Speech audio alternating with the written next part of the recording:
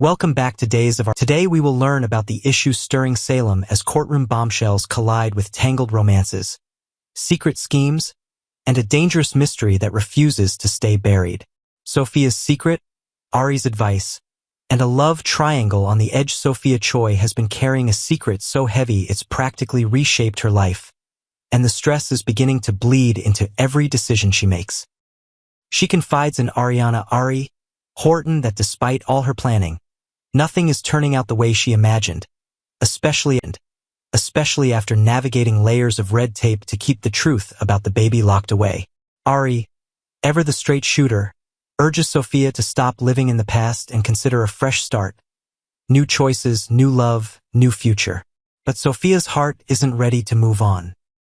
Tate Black's connection to Holly Jonas has reignited with a spark she can't ignore, and the more their bond strengthens, the more Sophia finds herself drawn toward the edge. Rather than stepping back, she doubles down, determined to undermine Tate and Holly's reconciliation, even if it means playing with fire. Beneath the surface, Sophia knows that one wrong move could unravel both her secret and her pride. Yet she can't let go, not of the memory of Tate, not of the hope that he might choose her. Gwen versus Sarah. Xander's kiss lights the fuse elsewhere. Gwen von Leuschner sharpens her smile and aims it squarely at Sarah Horton Kiriakis. When Xander Kiriakis makes a bold move toward Gwen, it's all the permission Gwen needs to twist the knife a little. She revels in the shift, treating it as both vindication and opportunity. Sarah, however, refuses to play the fool. She confronts Gwen with a pointed reminder. Xander recently kissed Gabby Hernandez.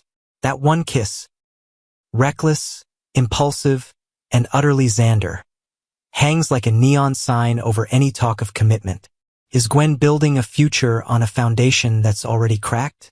Gwen believes she can steer the narrative and make strategic updates to elevate her position, but Salem has a way of turning strategy into chaos.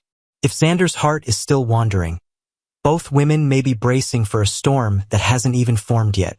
And yet, Gwen seems convinced this is the beginning of her Xander reunion, not the prologue to another heartbreak. Johnny takes a stand. "You're fired," in the DiMera orbit. The courtroom drama explodes into a family war. Johnny DiMera, pushed to his limit by what he sees as E.J. DiMera's manipulative trial tactics, reaches a breaking point. He doesn't mince words or veil his frustration behind family loyalty. With two cold, decisive words, "You're fired," Johnny cuts his father out of the case. It's a public rebuke and a deeply personal rupture, the kind of fracture that reverberates beyond the courtroom. For Johnny, this isn't just about law. It's about ethics, trust, and the fear that EJ's strategy could destroy lives rather than save them. The decision signals a new phase for Johnny. Independent, defiant, and unwilling to let family name justify questionable methods. EJ, who thrives on control, will not take this dismissal lightly, and the fallout could reshape DiMera dynamics for months to come. Belle's blistering cross and Rachel's worst fear on the witness stand. Belle Black proves why she's one of the most formidable presences in any courtroom. Her questions cut cleanly, and her tone leaves no room for evasions. Rachel Black, already frightened by the gravity of the trial, faces inquiries that cut dangerously close to the night EJ was shot. The pressure is enough to buckle anyone. In Rachel's mind, one misstep could send Johnny to jail. For Rachel, every answer feels like walking a tightrope without a net. The paranoia that her testimony could doom someone she cares about feeds into her worst fear. That truth, once voiced, can't be called back. Belle senses the tension and presses anyway, insisting that justice demands clarity, even when it hurts. EJ and Belle. The point of no return outside the spectacle of the stand. EJ pulls Belle aside for a private exchange that detonates quicker than a courtroom objection. Belle, still reeling from what she regards as EJ's betrayal during the proceedings, tells him with chilling finality that he's dead to her. No theatrics, no second chances. She means it, and when she walks away, EJ's polished composure fractures. He rages behind closed doors, furious not just at Belle's stance but at the loss of control. Over the case, over his family, over the narrative he's tried to write. The personal and professional have collided, and EJ is left staring at the wreckage, unsure which fire to put out first. Kristen on the stand. EJ plays hardball as the trial grinds on. EJ sets his sights on Kristen DiMera, who sits down to testify with that familiar DiMera calm that always seems one question away from collapse. EJ isn't gentle, he's surgical. He presses Kristen with the kind of relentless precision that turns testimony into interrogation, trying to expose contradictions and tighten the noose. But Kristen is a survivor.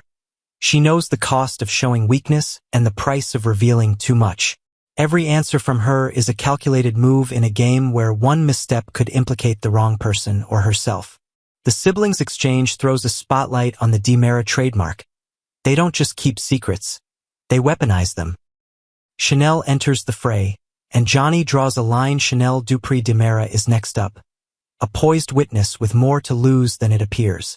Her testimony matters, not only for the facts she can provide but also for the way her words might sway hearts, including Johnny's.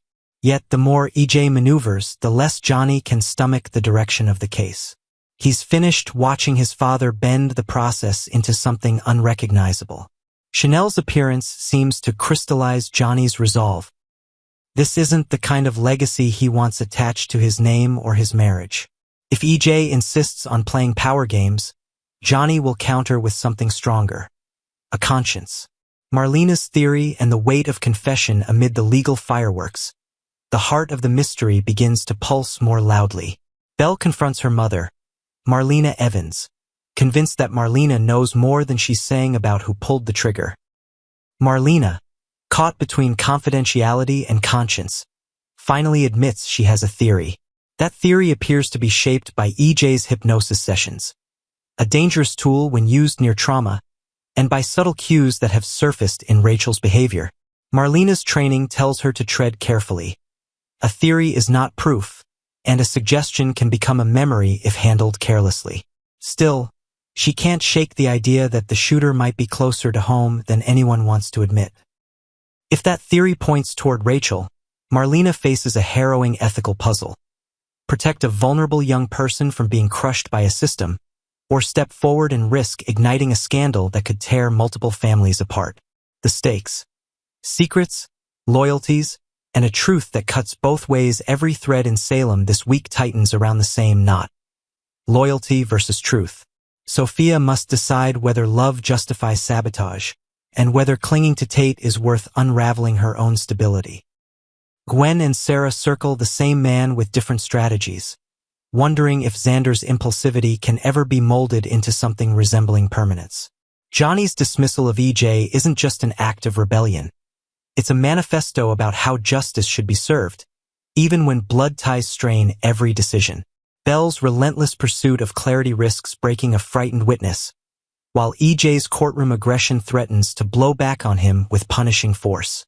And Marlena, standing at the fragile intersection of psychology, law, and family, knows that the truth, once spoken, could either heal Salem's wounds or cut them deeper. Next, Salem will never be the same.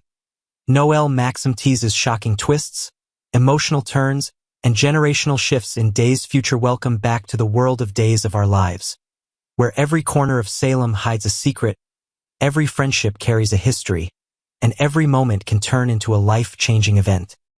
Just when loyal fans think they've seen it all, the show finds a way to surprise, shock, and stir emotions all over again. According to co-executive producer Noel Maxim, the next chapter is going to be one of the most intense, heartfelt, and unpredictable yet, and Salem will truly never be the same. A death that changes everything. The heart of Salem is still reeling from the devastating news.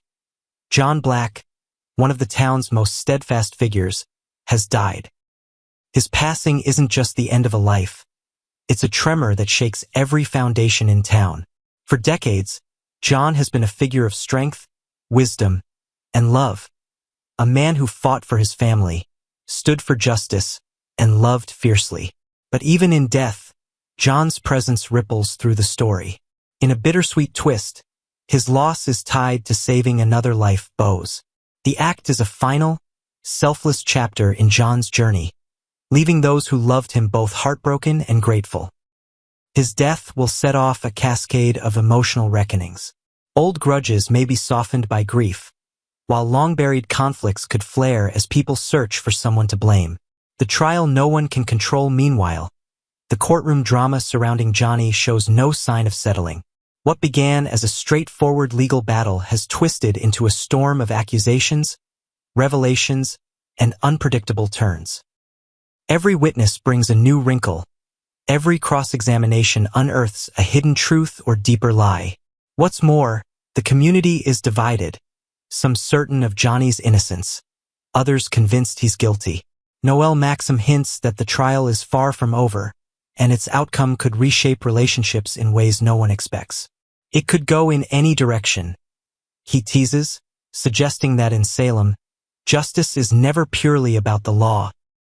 It's about loyalty, betrayal, and the quiet deals made behind closed doors. A business deal with dangerous consequences if legal drama and personal heartbreak weren't enough. The business world of Salem has just been thrown into chaos. In a move that stunned both corporate rivals and close family, Xander and Philip have merged Titan with DiMera Enterprises. It's a merger few saw coming, the kind of unlikely alliance that seems destined for explosive consequences. For years, Titan and DiMera have been in a tense dance of competition, each trying to outwit the other. Now, the two powerhouses are under one roof, and the air is thick with suspicion. Employees are questioning loyalties, old enemies are being forced into daily contact, and hidden agendas are multiplying. The effects of this deal will ripple through Salem's economy, its families, and its underworld dealings in ways that will be felt for months, or even years, to come. Noel Maxim's vision. Elevating the drama behind these storylines is a change in leadership that's shaping the show's future. When co-executive producer Janet Drucker left in March, Noel Maxim stepped into the role, bringing with him a fresh energy and a deep understanding of what makes Days of Our Lives timeless. Speaking with Soaps.com, Maxim promised that the surprises won't stop anytime soon. His vision is clear. We want to elevate, to strive, to explore what these characters are going to do, what they're capable of, who they're trying to push, who they're trying to surprise, who they're trying to get revenge on, and who they're falling in love with. It's a mission that blends reinvention with tradition, keeping the show's spirit alive while ensuring it speaks to every generation watching. The Sages of Salem, one of the elements Maxim is most passionate about, is the role of sages, the wise, experienced figures in Salem who serve as guiding lights for younger characters. Every generation needs its mentors, and in Salem, these sages are the voices of experience, the ones who've lived through heartbreak, betrayal, joy, and redemption. They understand where you're coming from, Maxim explains. They give you a different perspective. They allow you to broaden your horizons and look at things. These characters, whether they're longtime residents like Marlena or unexpected figures who've grown into wisdom, will have their own arcs of growth. They're not static icons. They will love again, make mistakes, seek revenge, and find forgiveness. Love, loss, and the lessons in between. Maxim promises that this season will not only test the sages' wisdom but also their hearts. They will face new romantic entanglements, the sting of betrayal, and moments of deep self-reflection. They'll stretch and grow, allow themselves to love, to feel revenge, to feel anger, he says. And in doing so, they'll appreciate life more. They'll wonder at the existence of every moment. For longtime fans, this is a promise that resonates. Salem has always been more than a backdrop for drama. It's a living, breathing community where each person's story touches another's. Watching beloved characters evolve, even after decades, is part of the magic.